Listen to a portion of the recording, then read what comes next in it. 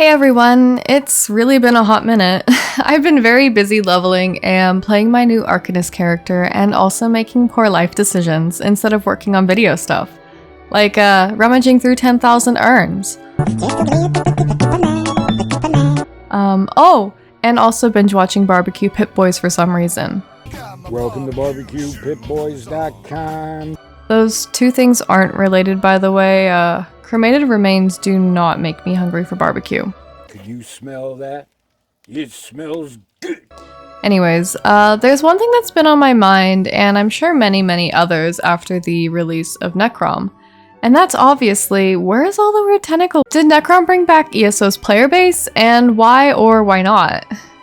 Okay, no more joking around. I'm going to be taking a look at the number of players over the years, the reasons why they are the way they are, and brainstorm some ideas as to why Necrom might not be as popular as anticipated. If you're someone who's thinking about getting into ESO, or if you've played in the past and are thinking about returning, don't let this video put you off. ESO is still a very fun game and has an amazing and active community, and I'm actually really enjoying the new chapter. And just so this video isn't entirely negative, I will talk about a few things I like at the end. I just want to lay down the facts and get our neurons activated, really. So let's get our gamer shoes on and take a closer look into this. For those of you not familiar with me and my channel, I just want to preface this by saying that I play on the PCNA server. I also played the game at launch until 2015, took a break, and then returned in 2020. This will be relevant later, trust. As of recording this, Necrom on PC has been released for almost 2 weeks now. For some reason, it feels like it's been out for much longer already because the hype seems to have died down extremely fast. Even High Isle has more hype and excitement for a while after it was released. Man, maybe people just really love the card game or something. Oh my god! Oh! Oh my fucking god! Oh! Oh! No, get the camera! Money! I think a lot of people were excited for Necrom and the new class, but the player base just doesn't seem the same after High Isle. Personally, I feel like the new zones are dead, and the rest of the game seems about the same population-wise, but hey, at least the group finder works. I guess everyone just wants to do dungeons or something.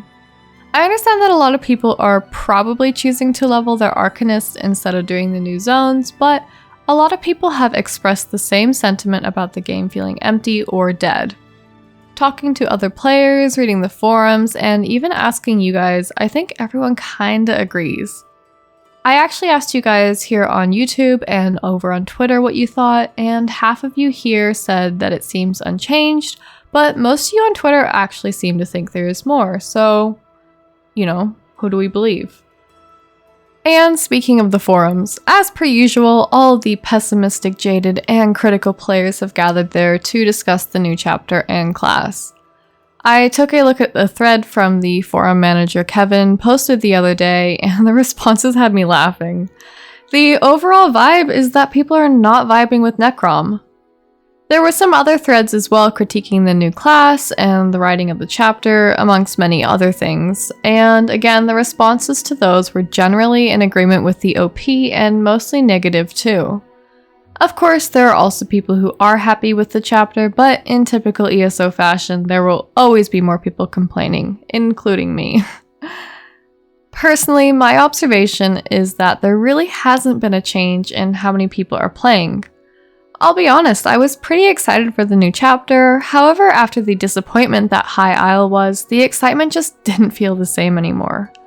I remember being pretty excited for High Isle to come out, but once I played through the zones, I was thoroughly disappointed.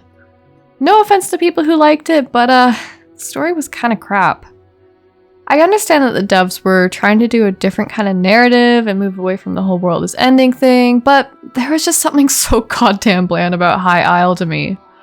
I'm not a fan of much of the writing in ESO, to be honest. I feel like the quests and dialogue is written with the mindset that the vestige, aka your character, and by extension, you as a player, is stupid as shit. Like, I feel like the quests in ESO challenge my intelligence in all the wrong ways. It's almost insulting to have to play as who I assume is the dumbest fucking person in all of Tamriel. Anyways, I'm getting ahead of myself. I will explore this a little bit more later on in the video. I first wanted to look at the player trends over the years and average estimated player counts. Then we will talk about some reasons why Necrom may not be able to carry ESO back to its former glory. Now, if you've seen some of my other videos, you know by now that I love some good old research and statistics. So please take a look at some of these graphs I prepared earlier. Before we actually get into the data, let's talk about where I got it from. Unfortunately, we have no way of knowing the actual player numbers in-game. However, there are some websites that can estimate and track how many people are probably playing the game. These sites claim to be able to estimate the amount of players across all platforms. If you ask me how, honestly, I don't know exactly how they do it. However, one of the websites says that they estimate the data from social media followers, posts, likes, retweets, YouTube viewers, Twitch viewers, and all that. So with this in mind, I don't know how accurate these sites really are, and that's why I decided to compare them all. What we're going to look at first is the average daily player count. I obtained this data from 3 websites: activeplayer.io, mmostats.com, and Steam Charts. ActivePlayer and MMOstats both estimate the data across all platforms, whereas Steam Charts is the only reliable source of information as it tracks when people are actually playing. However, in saying that, this is only people who have the Steam version of ESO. Many people, including myself, do not have the Steam version, or they play on console, of course. So the numbers from Steam Charts will look quite smaller compared to the data from the other 2 websites. So I've collated the data for the past year of average daily players. These numbers are going to be people who probably play the most consistently as opposed to total monthly players, so it filters out all the people who log in probably once or twice a month. Right, so looking at the graph, you can see that I added the dates of the DLC and chapter releases. This gives us a good idea of how and why the numbers have fluctuated over the past year. Just starting off, I want to say the data from Steam Charts in green and the data from MMOstats in blue seem to be pretty consistent with each other. I don't know why the data from ActivePlayer in red is so all over the place. Alright, so we're going pretty strong last year in June when High Isle released. However, we can see it dip down to its lowest points on the green and blue lines in August when, coincidentally, Update 35 dropped. For those of you who are unaware, Update 35 changed a lot of things with the game and its combat system, and there was a massive uprising from the community that forced ZeniMax to backtrack on almost all of their plans and propose changes. A bunch of people quit the game at this point or unsubscribed to ESO+. I was one of those people who dropped my sub for a while. Anyways, back to the graph. I find it very strange that the red line actually increases during this point, so I'm not sure if we can trust the stats from ActivePlayer. In November, we start to see the numbers slowly going back up with the Firesong DLC release, and it peaks in December and January. This is probably because of the holiday period and the New Life event in-game. The numbers seem to go back down to what they were before the holiday period on the blue and green lines in March, which was curious because this is when the Scribes of Fate DLC was released. For some reason, the red line skyrockets in March, so it's hard to tell if there were more or less players at this point. In April, all the lines peak, with red and green being at their absolute highest of all time. This is probably due to the Jester Festival and anniversary event taking place in April. And then we see the numbers decline again in May and jump up again a little in June, which is where we are now. I guess what we can ascertain from this data is that the number of players has stayed relatively the same over the last year, and with a huge exodus of players after Update 35, it seems like the numbers may have gone back to what they were during High Isle. In saying that though, it doesn't seem like the player base seems to be as big as it was before High Isle and Update 35. Obviously, we'll have to wait out the next couple of months and see what the data says post Necrom release, and then we can fully judge whether Necrom has saved ESO. Now, I want to look at the data of active players over the past 5 years. This graph and data comes from mmopopulation.com, and apparently this website estimates the data based on Reddit activity and subscriptions. They run it through some silly equation that I honestly don't understand because I am bad at math, but apparently this graph is supposed to show the total active players across all platforms over the past 5 years. Keep in mind, this is different from the graph we just looked at, as it is now a total of active players as opposed to a daily average number of players. I also took the liberty to mark the release dates of DLCs and chapters on this graph too, so we can understand the reasons behind the player trends. So I'm not going to go into this too deeply, however it is worth noting the climbs in numbers around chapter releases. Most notably the months around the Flames of Ambition DLC and Blackwood. These are record high numbers, however we do have to remember that throughout 2020 and 2021, the entire world was confined to their homes because of the Big C. No, not that Big C. Honestly, I'm not sure if I can mention that word without getting some yellow dollar sign or some warning under the bottom of my video, but you all know what I'm talking about. Let's just take a look at the end of 2021, however, when the Deadlands DLC was released. This is a huge plummet in the number of players, and I'm not sure why. It's a little strange, as this was the update when they added the armory system and curated drops, which were two huge quality of life features. This was the update where they also capped critical damage and healing at 125%, so maybe people were mad about that. But I'm not sure why, because most of the community was indifferent and the endgamers found a way around it. The player count seems to go back up a bit during the holiday period at the end of 2021 and then go back down again by March. They climb a bit for High Isle's release in June of 2022, but unfortunately ZOS screwed themselves over with Update 35 and the numbers plummeted again. It seems as if they fucked up really bad because the player count didn't even go back up again for the Firesong DLC or even over the holiday period of 2022. It peaked again in February for some reason, right before the Scribes of Fate DLC was released, then goes back down to the same baseline after Update 35. Luckily for ZOS, they might have saved themselves with Necrom as the numbers seem to have started climbing again, however, at this point we'll have to wait and see if the damage has truly been done. From this graph we can see that 2020 to 2021 was probably the best time for ESO, as there were two really great chapters over those 2 years, with Flames of Ambition and Blackwood reigning supreme it seems. If you think about it, High Isle was actually the absolute worst performing chapter in the past 5 years, with the active player numbers not even hitting 500k over the following months of its release. It really is a stark contrast to the numbers that Greymoor and Blackwood brought. Personally, I think 2021 was the best year for ESO, and the numbers seem to support that. We'll have to wait and see if the numbers continue to climb after the release of Necrom though. With all of this being said, however, ESO is a 9-year-old game.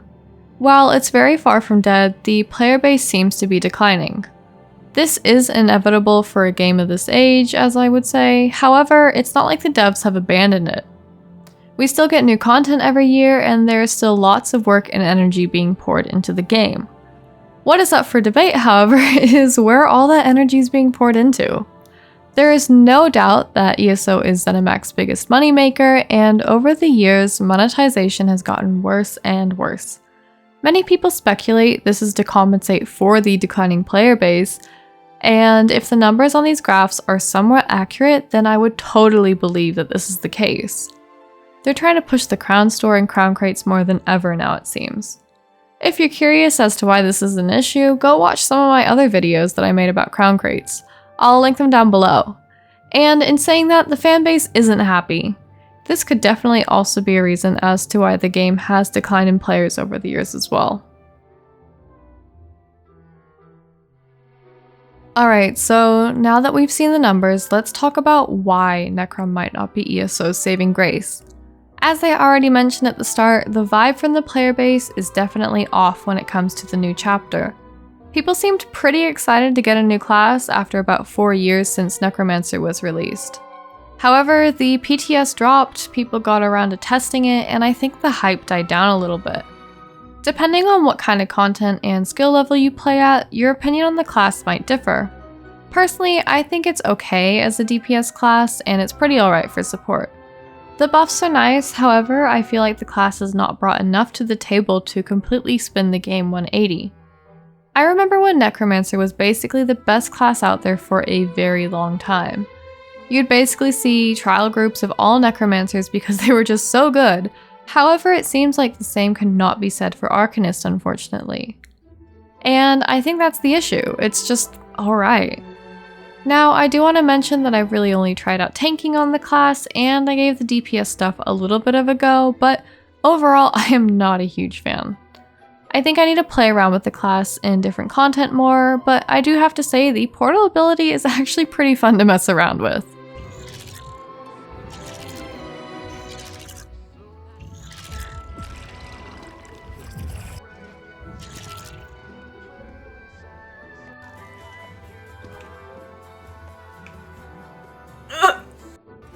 Why does my game keep crashing? I just want out of here.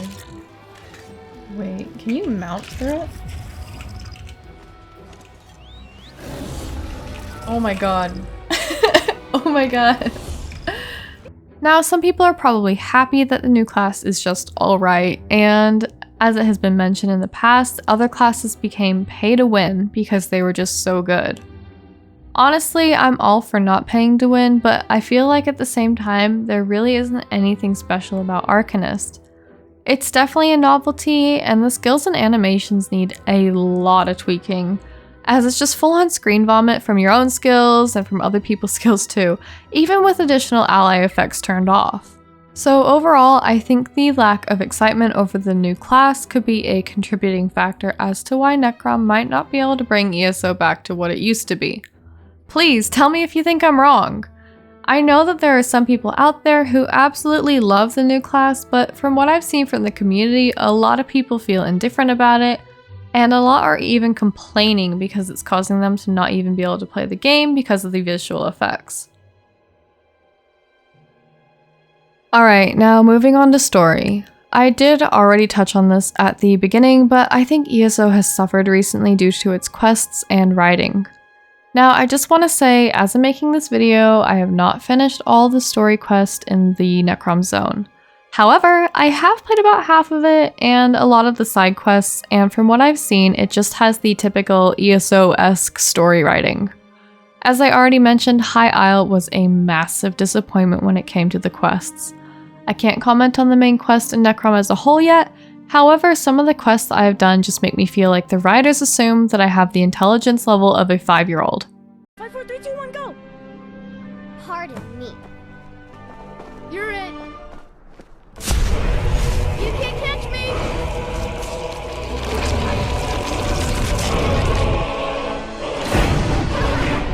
High Isle had the same issue with writing really. The whole Ascendant Lord thing still has me reeling.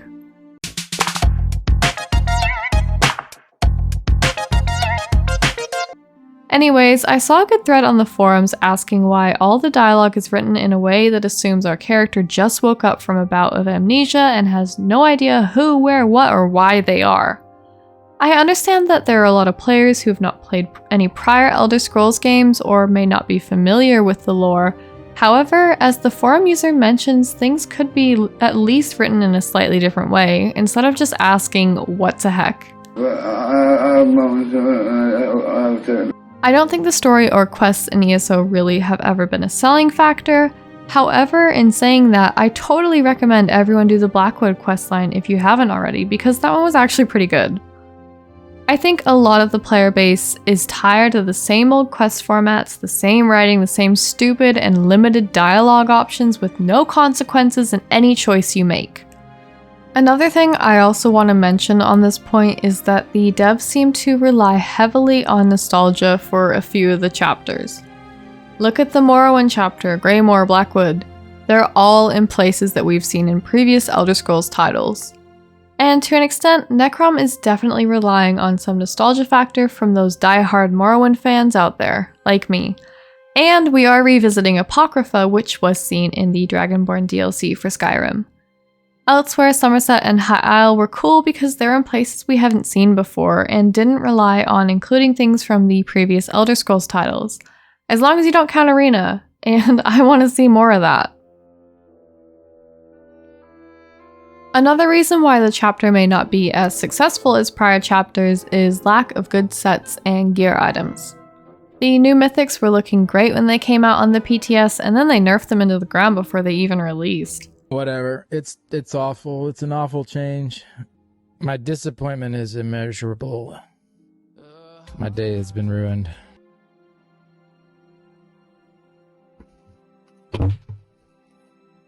Every time I think they're like really trying to throw the players a bone and like actually help groups out, turns out it was an accident. The Velothi Mage Amulet is still kinda useful, but it's really only good for certain scenarios and classes. Let's take a look at some of the DPS mythics from previous chapters. Going back to Greymoor, Thracian Stranglers were all the rage. God, I miss using those. People were complaining that the Greymoor chapter was pay to win because the mythics and gear were just too good. Then of course a year later they nerfed them, but hey, at least they paved a way for the Harpooner's Waiting Kilt with the arrival of Blackwood. I remember day one of release, standing in Shadowfen with probably a million other people, all harvesting Water Hyacinth and Nirnroot over and over for the lead. Zone Chat in Shadowfen had more PvP in it than Greyhost probably has ever seen. It was hilarious. Then, of course, about a year later, they nerfed the kilt. However, it's worth noting that it's still pretty good to use to this day. And then, the divisive Oakensoul Ring comes along a year after with High Isle. Obviously, we're all familiar with this one, and even though they nerfed it recently, it is still the most popular mythic item in-game and probably of all time. Of course, there are some other great mythics from the previous chapters that are still used today. The issue with Necrom is that there were no amazing mythics at launch. This of course means that it's not pay to win, however a trend that ZOS has followed over the years is releasing something really good with the new chapter to make people more inclined to buy it. I'm not saying either of these things are right or wrong, I'm just stating the facts at hand. In a similar vein to that, gear sets, or more specifically, trial sets. Again, going back to gear sets from previous chapters. A lot of trial sets that are years and years old are still being used today and are still best in slot. Look at the gear sets from Cloudrust and Rockgrove, for example. Some are still very useful to this day. I actually think the perfect example of what sets from a new trial should look like are the ones from last year from Dreadsail Reef. Every single set from that trial was super popular and best in slot from release, and they are still at the very top to this day. All 4 of the sets from DSR are perfect really, and they haven't nerfed them at all. Now, if you look at the sets from Sanity's Edge, only 1, maybe 2 of the sets are like somewhat useful, and the best one is Ansel's Torment, one of the DPS sets. This is a stark contrast from almost every other previous chapter really. Again, touching on the pay-to-win side of things, yes, you do not need to buy the new chapter for the new best gear, if you even care about that. But at the same time, this has clearly made the chapter suffer. Don't get me wrong, I love the new trial, it is so much fun. The trial itself is beautifully made, the mechanics are unique and fun, and they dialed back the difficulty so lower skilled players can complete it easier. But I think once people get what they need from it, the trial will drop off fairly quickly, which is definitely sad for PvEers. There could also be some outside factors contributing to the lack of popularity with Necrom. Namely, Diablo 4's release happened right before Necrom dropped on PC. I'm not gonna lie, I did actually feel a bit bad for ZeniMax because the chapter launch was so poorly timed in this regard. I think the lack of selling factors of Necrom, the reputation ZeniMax has given itself over the years, and particularly recently with Update 35, and just general decline in player base has caused many people to choose to play other new games like Diablo instead of ESO.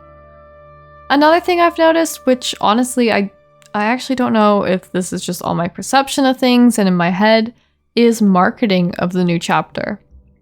I remember how aggressively they advertised Blackwood and High Isle, and how much extra promotional stuff they did for these chapters.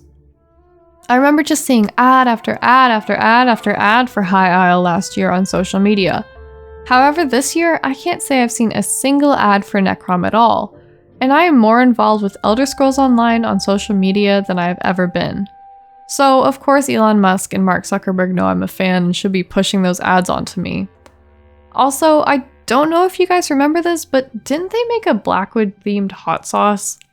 And they paid some metal bands to make those weird metal songs that were clearly written and produced by people who don't even know what an Elder Scroll is. The music's gonna be copyrighted anyways, so it doesn't matter. I can't show any of it. This is already inaccurate because there's no kids in ESO. It looks like they just use like a generic like medieval city. Like I get what they're going for, but yeah, Viking roleplay stuff. Like they just hang some like Daggerfall Covenant banners in like some Viking town or some shit. I'm assuming that's supposed to be like the Ascendant Lord or something, I don't know. I bet these people had fun though. RIP. Mommy? Sorry. Mommy? Sorry. Mommy? Sorry. What are they doing? He's dead, right? Like what the fuck is this shit, man? Or they just rezzed him or something, I don't know. Okay, it's not actually that bad. And before you call me a poser, yes, I love metal, okay? Nickelback is my favorite black metal band. Ratlord and Five Finger Death Punch are also my favorite melodic death metal bands too. Look, okay, the songs weren't that bad, but my point I'm trying to make is that I feel like there is way less promotional material for Necrom. Like, I guess it's still early days, and they might pay Nightwish or something to make a Necrom song, and hell, they might even release Hermaeus Mora themed Calamari. Advertising is no doubt a very powerful medium, and if they're not pushing the new chapter as much in that way, that could explain why it doesn't seem as popular as previous chapters. So sheesh, this is becoming a long one.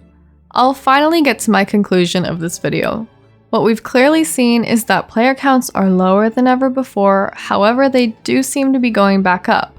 It might feel like this new chapter is not as popular as previous ones, or the game feels dead, however I don't think that's entirely the case. I've had a few friends return to the game, and I've heard a lot of others are coming back too.